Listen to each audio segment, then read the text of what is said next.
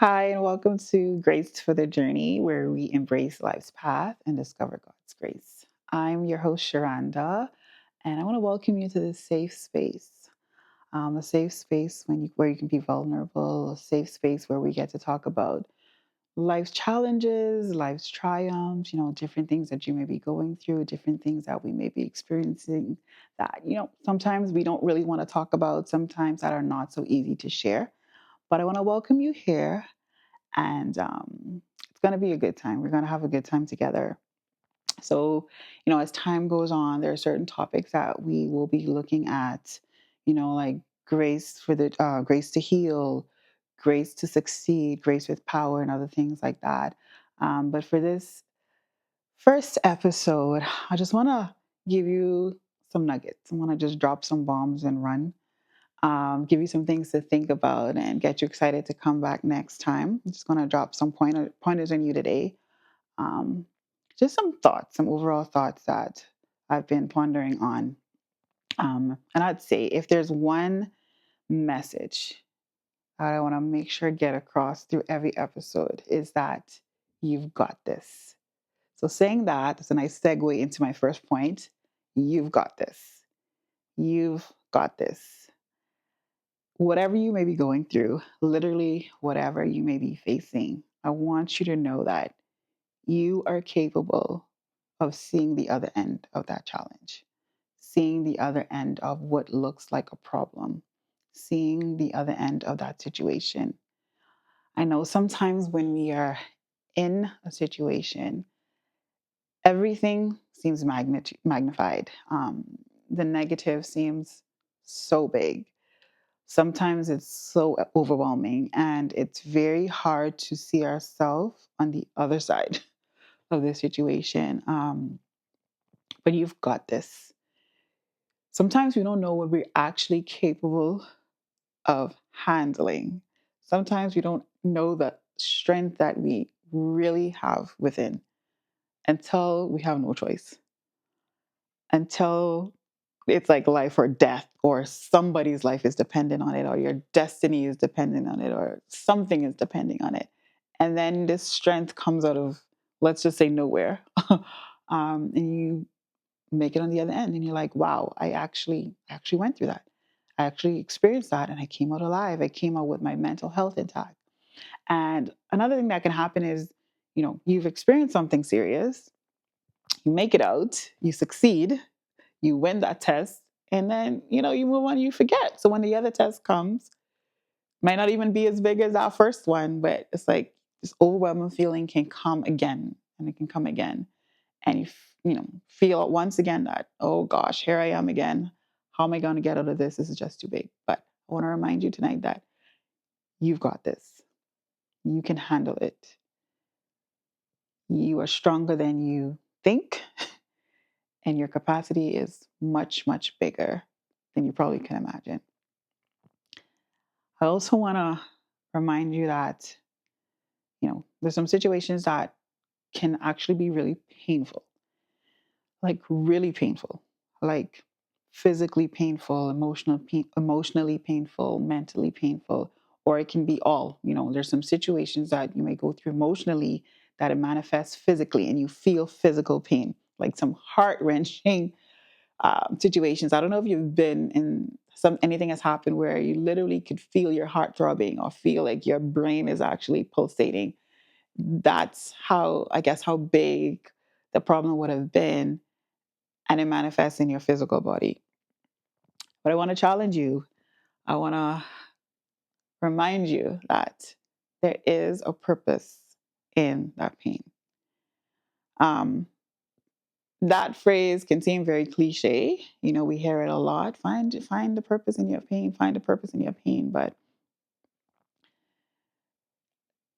I dare you to actually sit and think about, why would this even happen to me? What could good can come out of this? We look at many success stories, and we look at many successful people out there. We see the end. We see the end story. We hear the story that makes it to the news. We see the business that makes it, the multi-million dollar business that actually makes it. but we don't really see the past. We don't see what they went through. We don't really dig and find out what actually caused them to pursue this, what actually caused them to actually, get to this stage. And most of the time, I want to say 99.9% of the time, it's because they have gone through something.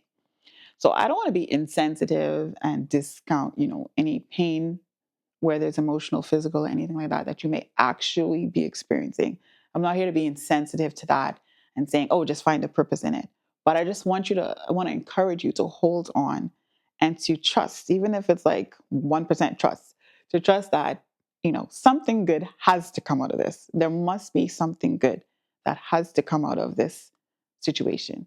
These tears cannot be in vain.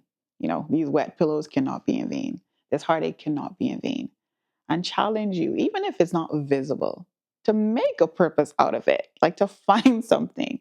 Let that renew your passion for something. Let that renew your passion to fulfill your destiny. Let that, cause you to want to succeed in something that maybe you hadn't thought of before. Like make a vow that whatever you're going through, whatever you have gone through, whatever trauma you might have experienced, that this cannot be in vain. There has to be a purpose for this. Takes me into the other point. That is actually not possible. Said all that, all those nice words, but realistically, that actually is not possible without healing. And healing is going to be a really, really, really, really big part of this platform. Um, we've all heard the term, I'm sure, that hurt people hurt people. Um, and if you haven't healed or if you're not going through a healing journey, and whatever that means to you, whatever exactly you're going through, um, it's hard to believe that there's a purpose. Like, there's no way you would believe that if you aren't prepared to heal from whatever has happened or to go through a healing journey of, what you are going through right now. So I want to talk a little bit about healing. You know, it's easy. I've found that it's easy to accept healing for physical illness, physical pain, whether that's healing based on maybe your faith, like miracles, or healing based on the body being created to heal itself from an injury, healing in terms of medication, surgery, that kind of thing. Like, healing is accepted in that sense a lot. Nowadays, mental healing is also now accepted and it's now encouraged. People are talking about their mental health a lot more nowadays and, ways you can stay healthy mentally. But I still find that emotional healing is something, I wonder if I want to say neglected, that is still neglected, or emotional pain, especially when it comes to grief, is something that um, is still accepted, or not the healing part. Emotional pain is accepted nowadays, that you may never heal from this, and that's okay. It's okay to not heal from grief. It's accepted in the world. And I want to challenge that thought that losing a loved one, losing a job, losing a pet, losing, I don't know, even whatever it is, something that you held dear to you, that you once loved, that's no longer there and no longer coming back. I want to challenge that thought that you'll never get over it, and that's okay, because I don't believe that. In the same way that it's expected for our body to heal from physical pain, right? And we know, I'm not in the medical field, so I know there's different stages to healing of, let's say, a wound. But at the end of the day, we know we're healed from that wound when there's no more pain, maybe when we touch it. we're healed from a surgery, a cut, when there's no more pain when we touch it. Now we touch it at the surface and there's no pain, but maybe it's still painful when we press it a little deeper. But as time goes on and goes on, that pain should subside. That's the expectation of physical pain. But I find when it comes to emotional pain, like I said, and especially grief, um, it's almost accepted to just hold on to this grief for the rest of your life. And I really want to challenge that thought that you're not meant to heal from grief or heal emotionally. I go back to the phrase I mentioned about hurting people, and that phrase is usually used when we talk about like relationships. For instance, someone who's been in a relationship and maybe they were heartbroken, they didn't heal from that relationship, they jump into another relationship, so they end up hurting that person, um, and so on and so forth. But it actually could be related to not just relationships. I want to paint a scenario for you quickly here. Imagine a person that's lost somebody really dear to them and they're hurting. They're literally hurting. And maybe they are a teacher and they never get over this hurt. So now they are depressed and anxious, and they feel like they can never heal, so they don't even try to heal. So other things in their life are now being affected, right? So maybe that passion they once had to teach, they once had to do good, you know, it's now affected in the way they teach. So now their students are now being affected because they're not getting the best of them that they used to get. So that's one way where, another way that hurt people can hurt people. I want to challenge another thought when it comes to healing from trauma and healing from grief. I want to paint another scenario to you. So imagine not you, imagine there's a person who maybe either they have a illness and they go to the hospital and the doctors, they give them um, this is the plan. This is the plan for getting better. Okay, we're going to give you this medication. We're going to do this surgery. And this is the time frame that we expect you to heal. It's going to be slow at the beginning and then it's going to get better, but we expect a full recovery. Okay, so this person has now been given tools. They've now been told what they can do to heal. So that's person A. So now we have person B who now has this terminal illness and they've been told, I'm so sorry, there's nothing else we can do for you. There's nothing else that could be done for this situation, for this illness that you have. So it's just a matter of time. This is the time frame that we expect for you to live. And after that, the expectation is for this person to die. Now I'm a person of faith, so I believe in miracles. But all things being equal, this person now has accepted, if they accept now this prognosis of death or this amount of time that they have to live, you know, some things in them now begin to die. So let's assume there's a heart issue. The heart now slows down, that begins to die, and then other organs now, it's a trickle effect, whether it starts at the brain, whatever it is, things begin to die because there's no expectation, there's no hope for healing. So I want you to think about that scenario and I want you to think about it emotionally. Let's think about grief. Someone that's been told you're never going to get over the loss of a parent. You're never going to get over the loss of, a child. You just learn to live with it. You're never going to get over it. You never going to heal from this. They're actually being told and is actually accepted to think that it's okay to never heal. So I want to challenge the thought here. So the same way the person that's been told that there's nothing else they can do in the hospital for them and they begin to die, there's a part of this person now who's been told that there's nothing we can do for your grief. You're never going to get over this. Um, they also begin to die. Something in them begin to die. It's just now what has begun to die?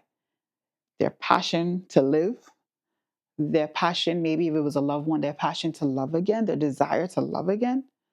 Um, Maybe their passion for something they just once loved, their their passion to fulfill their destiny, their hope, something in them begins to die.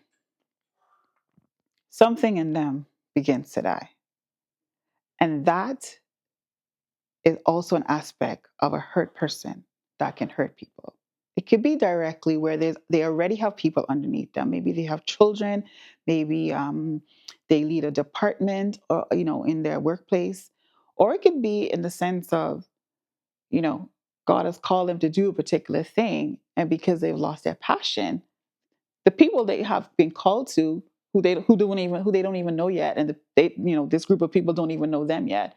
They never get to meet that goal. They never get to fulfill that destiny, and those people are now hurt. They've been called to them, and now they can't reach them.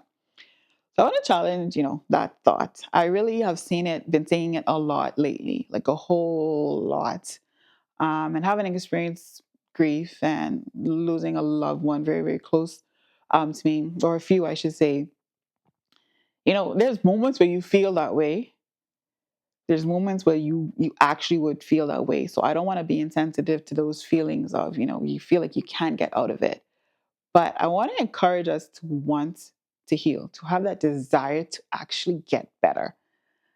There are people who we have been called to. I don't care what you believe in, whether you believe in God or not, whatever your belief is. I trust that you believe that you've been sent to this earth to fulfill a purpose. There's no way we've been sent here to just exist, to just eat, use the bathroom, sleep, go to work, pay taxes. There has to be more to our life. Each person has been sent here with a purpose. And if we are not able to heal, if we're stuck in trauma, if we're stuck in certain situations, if we feel like we can't get out of them, if we don't have hope, then our purpose cannot be fulfilled.